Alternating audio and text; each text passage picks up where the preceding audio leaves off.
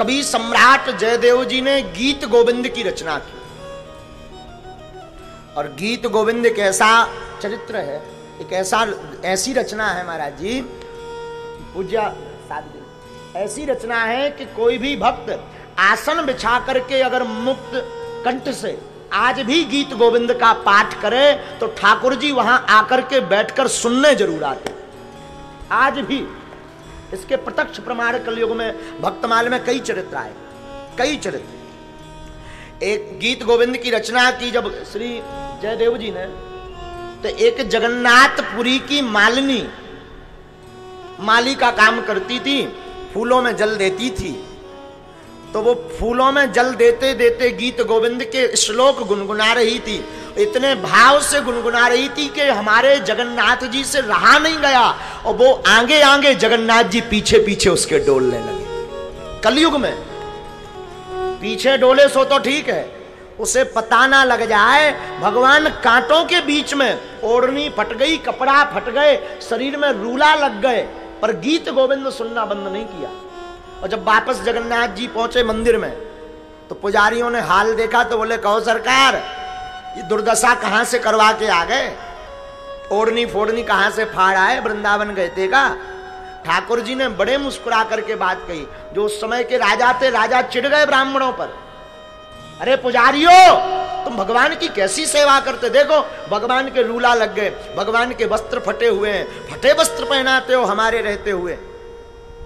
तो पुजारी बोले, सरकार ये ठाकुर जी ही कोई लीला की। और जब राजा ने पूछा कि सरकार ये क्या लीला है, तो स्वप्न में भगवान ने कहा, राजन हमें तुम्हारे यहाँ एक जो मालिनी है लड़की, उसके मुख से गीत गोविंद बड़ा प्यारा लगता है, उसी के पीछे पीछे आज हम जंगल में डोलते रहे, इसीलिए हमारे वस्त्र फट गए।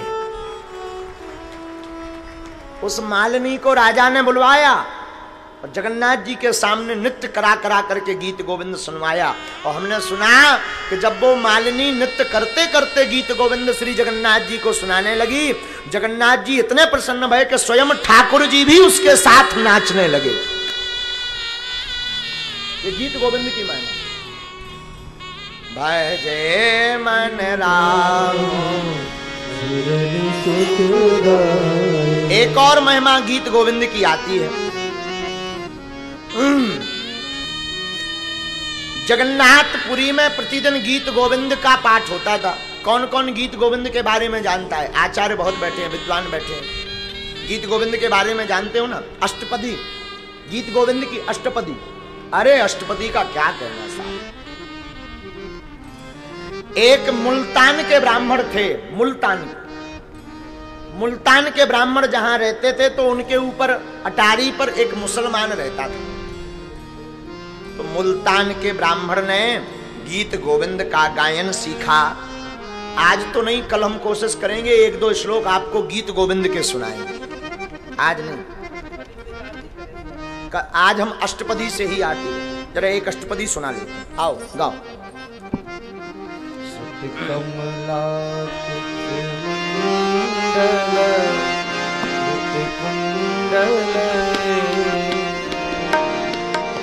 कलित ललित बनमाल जय जय देव हरे। कमला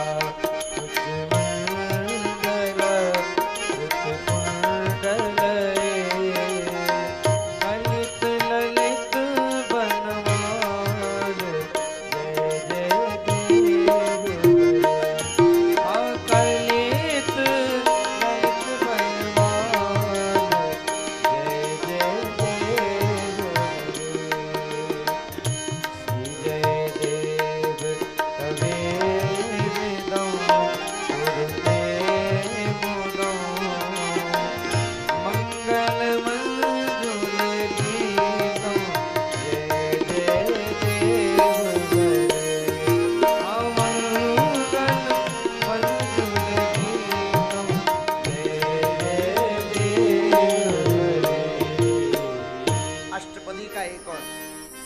सुख सारे गतम भिसारे मदन मनोहर भेषम नाकुरु नित विन्यासम गमन विलंबन मनुसरतम हृदय सम। अष्टपदी के इन 8 श्लोकों में ठाकुर जी रीझ जाते हैं। भैया एक मुल्तान का ब्राह्मण था, उसने गीत गोविंद की अष्टपदी सुनी सीखी और वो रोज बैठ करके ठाकुर जी को आसन बिछा करके अष्टपदी सुनावे गीत गोविंद। भगवान रोज नन्हा सा बालक बनकर आवे और आकर के गीत गोविंद को सुने। वहां पर एक मुसलमान रहता था। मुसलमान वैसे तो ठाकुर भक्त नहीं था, मुसलमान वैसे तो भगवत भक्त नहीं था, लेकिन गीत गोविंद की वाणी उसके कानों में जाती थी तो बड़ा स्तब्ध रहता था, बड़ा रोमांचित होता था। एक दिन ब्राह्मण ने गीत गोविंद विराम किया तो वो कोने में खड़ा हुआ रो रहा था। ब्राह्मण ने पूछा, अरे भाई क्या हुआ? बोले महाराज जो आप प्रतिदिन गाते हो वो हमें समझ में तो नहीं आता, लेकिन उसमें न जाने ऐसा क्या है मन हमारा ठहर जाता है। अरे भैया अगर तुम कहो तो हम तुम्हें सिखा दें, ये कुछ और नहीं गीत गोविंद है, ठाकुर जी स्वयं सुनने आते हैं। महाराज अगर मैं सीख भी लूं तो मैं मुसलमान हूं, क्या करूंगा मैं सीख कर?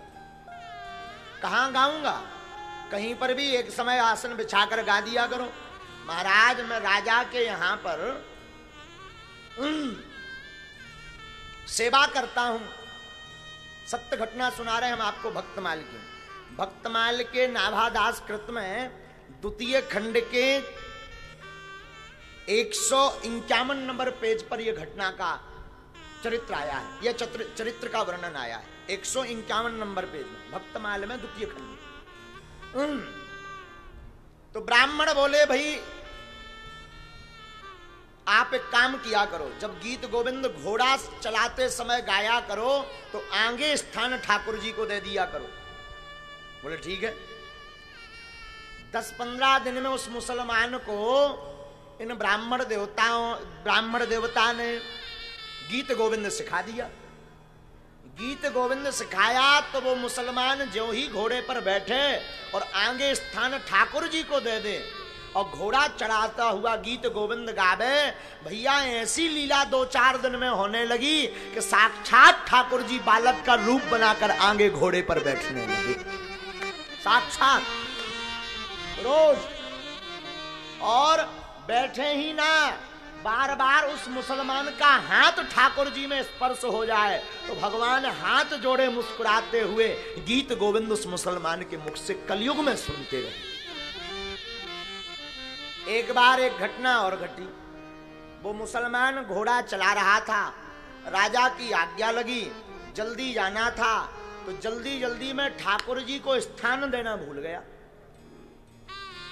और जल्दी जल्दी में उसकी स्वभाव अनुसार गीत गोविंद की पंक्तियां शुरू हो गई।